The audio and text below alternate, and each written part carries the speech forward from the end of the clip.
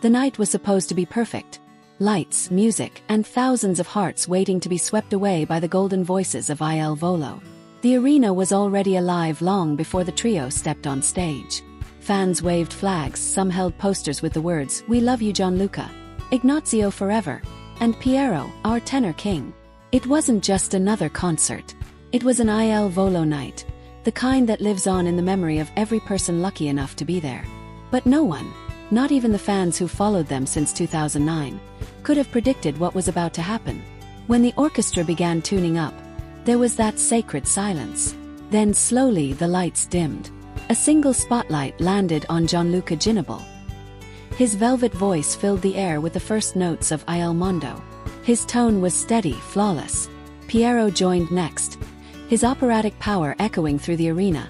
And finally, Ignazio's rich warmth wrapped around the harmonies like silk. The crowd screamed in admiration. Every phone was up, every eye locked on them. But then, halfway through the second verse, something changed. A sudden flicker of lights. A strange hum from the speakers. Gianluca looked sideways at the sound technician, just for a moment. Ignazio kept singing, calm and focused, but there was confusion in his eyes. Piero glanced back at the orchestra, as if trying to confirm that everything was all right. And then silence. The microphones cut off completely. For a few seconds you could feel time stop. The music died, but the audience didn't. Instead, a collective gasp rolled through the arena. Everyone thought it was a glitch, something small. But when the sound didn't come back, Gianluca, ever the professional, took a step forward and did something no one expected. He kept singing. Without a mic.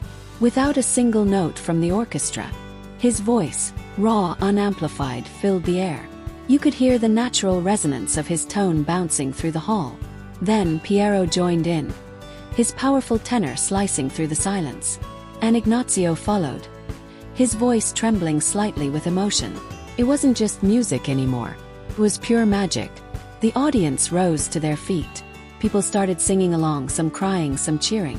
What could have been an awkward technical failure became one of the most breathtaking moments Volo had ever given.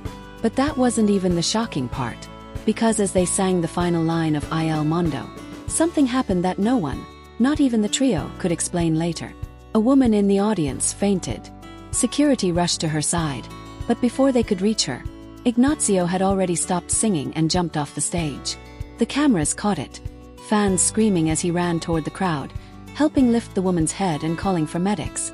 Piero stood frozen for a moment, clearly worried, before following him. Gianluca whispered something to the orchestra, gesturing for them to stop the music completely. The entire arena fell silent again. 10,000 people waiting, watching. The medics came quickly, but what moved everyone wasn't just that they paused the concert. It was what happened next. Ignazio held the woman's hand until she woke up. The audience began softly clapping, whispering prayers. When she opened her eyes, she smiled weakly and tried to apologize, but Ignazio just hugged her. The crowd erupted into applause, the kind that shakes the soul. Piero grabbed a microphone which had just come back to life and said gently, "This is why we sing, for you, for love, for life." His voice trembled slightly, and for a moment you could see tears in his eyes. Gianluca nodded, still visibly shaken, and added, "Sometimes music gives us moments we can't explain." The woman was taken safely to the medical area, and only when they were sure she was okay did the trio return to the stage. The crowd cheered louder than ever before, not just because of the performance, but because of the humanity they just witnessed. When Il Volo began Grande Amore, something felt different. You could feel a collective heartbeat pulsing through the hall. Every lyric, every harmony, every breath seemed charged with emotion. Halfway through the song, Ignazio looked up, his eyes glistening, and pointed toward the crowd. "This is for her," he said softly, and kept singing. The audience lit up their phone flashlights, turning the arena into a sea of stars. The moment was so powerful that even the orchestra members were visibly emotional. By the end of the concert, people weren't just clapping, they were crying. Social media exploded within minutes. Hashtags like #ILVoloMiracleMoment, #GrandeAmoreLive, and #IgnazioHero started trending. One video went viral instantly. A clip showing Ignazio helping the woman, Gianluca calming the audience, and Piero speaking about love and music. It was viewed over 5 million times in just 24 hours. Fans all over the world called it the most human moment in IL Volo's history.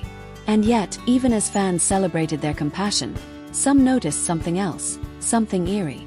When the microphones first cut off, a few sharp-eyed fans claimed they heard an echo, a faint voice singing the same lines with them, though no backup vocals were being played. Some said it was a reverb glitch.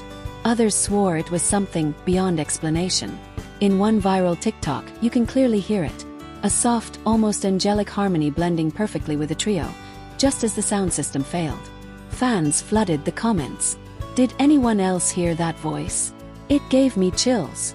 That didn't sound like any of them. I felt like something divine happened. Theories spread fast. Some said it was the spirit of someone dear to them. Others believed it was simply the acoustics of the arena catching echoes. But for those who were there that night, it didn't feel technical. It felt spiritual. Later in an interview, Ignacio admitted, "That night something changed for us.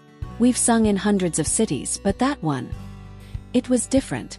I'll never forget that feeling." Gianluca smiled quietly beside him and added, "Sometimes music connects us in ways we can't explain. We were meant to sing that song in that moment." Even Piero, usually the most composed, said, "It reminded us that this is more than just a job. It's a mission. To bring light, even in silence." And perhaps that's why IL Volo continues to capture hearts around the world. Not just because of their voices, but because of who they are when the spotlight flickers. Months later, during their next concert in Rome, fans brought signs reading, "We remember that night." When the trio began singing Il Mondo again, you could feel the emotion flooding back. The audience joined in from the very first note, like a tribute to that unforgettable evening. This time, the microphones worked perfectly. But something else happened that sent chills down everyone's spine. At the exact same part where the sound had failed before, the crowd went completely silent on their own. It was like everyone had the same thought at the same time, to honor that mysterious magical pause. Gianluca smiled knowingly. Ignacio closed his eyes. And Piero, with a deep breath, lifted his voice as if singing to something beyond the audience. It was no longer about perfection. It was about connection. The clip of that new performance went viral again. Fans commenting how even the silence had become part of IL Volo's music. "Only IL Volo can make a broken mic sound holy," one fan wrote. Since then, that night has become something of a legend. Fans still talk about the night the music stopped and love kept singing. And every time the trio is asked about their most emotional performance, Gianluca just smiles and says softly, "You already know which one. Maybe you do too." Because moments like that remind us that behind every voice, there's a heart. And behind every song, a story waiting to touch souls. And that night, Illinois Volo didn't just sing a song. They made history, quietly, beautifully, together. So the next time you see them on stage, watch closely. Listen deeply. You never know when the music might stop again. And something even more extraordinary might begin.